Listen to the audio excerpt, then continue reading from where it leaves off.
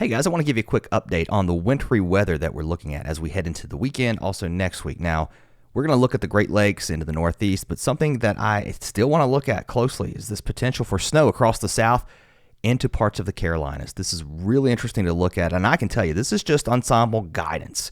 This isn't the operational run, which, by the way, the European last night just completely squashed a snowstorm.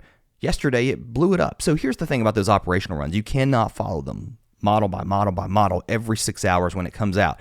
If you do, you'll just drive yourself crazy.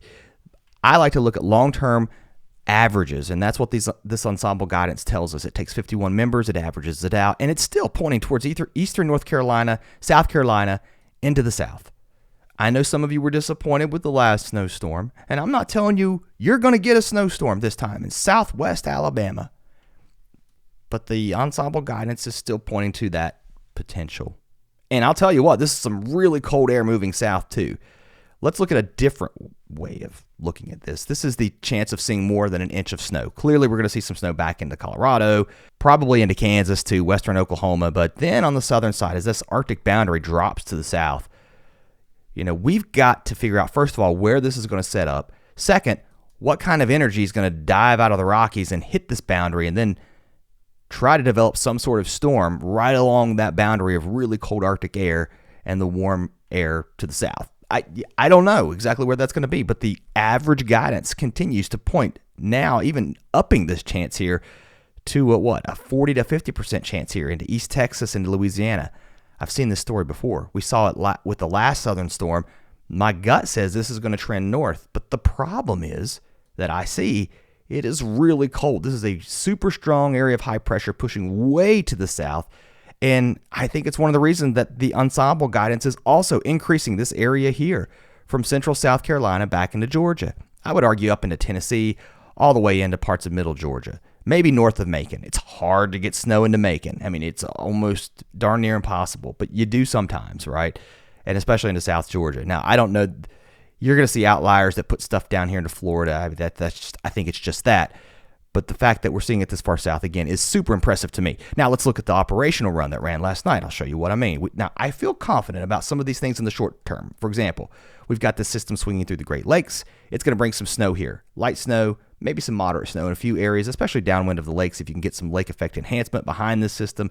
And it's also going to put some light snow here into the Northeast along the I-95 corridor. Again, not a big snow, but some. And it will continue down into the mountains of West Virginia, Southwest Virginia, Western PA, even into parts of Ohio and Kentucky. We're going to see some light snow out of this. Here comes our change maker, if you will. Surface low pressure being instigated out ahead of your trough, and the cold Arctic air starts to spill into the northern U.S. as we head into Friday. That right there continues to push south, and it's going to push right down the face of the Rockies. It can't go across the mountains, so it pushes south, and now we've got Arctic air building into the Central Plains. Your Arctic front also pushing off to the east, and a couple of the models have been doing this for several days. It tries to develop a wave of low pressure right here into Michigan and Ohio. Now, this run overnight, actually this is the early morning run. If I go back to last night's run, even here too, very warm, I guess, across Ohio. It was trying to put some snow here yesterday, and today it's kind of backing off on that idea, but still got some light snow here into the Northeast. The European did something kind of wild. The models have always had this idea that there could be something forming along this front. I don't think the models handle this very well, but this is your surprise type storm. This could be your inauguration day surprise. It may come a little bit before inauguration because that would put your low moving along your boundary sometime Sunday into Monday. Now, the overnight European tried to show this. That puts snow here into the mid-Atlantic, into the two Virginias, down into parts of East Kentucky, Tennessee, and then up into Maryland, D.C., New Jersey.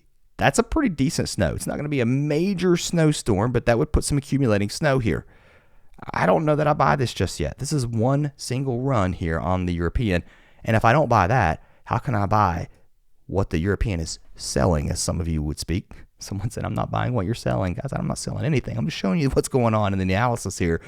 And my idea, first of all, I am selling that it's going to snow around the Great Lakes into the Northeast with this weak system that's moving through. But beyond that, uncertainty begins. I don't know if I need to make a meter right here below me that says uncertainty meter, high confidence meter, medium, and then down to low. You start to get some really low confidence here as we head into next week. But it's not zero. And it's definitely growing compared to where it was. The European overnight, again, squelching the idea that you're going to get some kind of winter storm. But if you go back to yesterday's run, I mean, this was the eye candy. I think I even said that yesterday in one of my videos. It's eye candy here. Come on. So operationally, you're going to see these model runs change, or deterministically rather, even operational. They change run to run to run to run. Again, one reason I go back to the ensemble averages.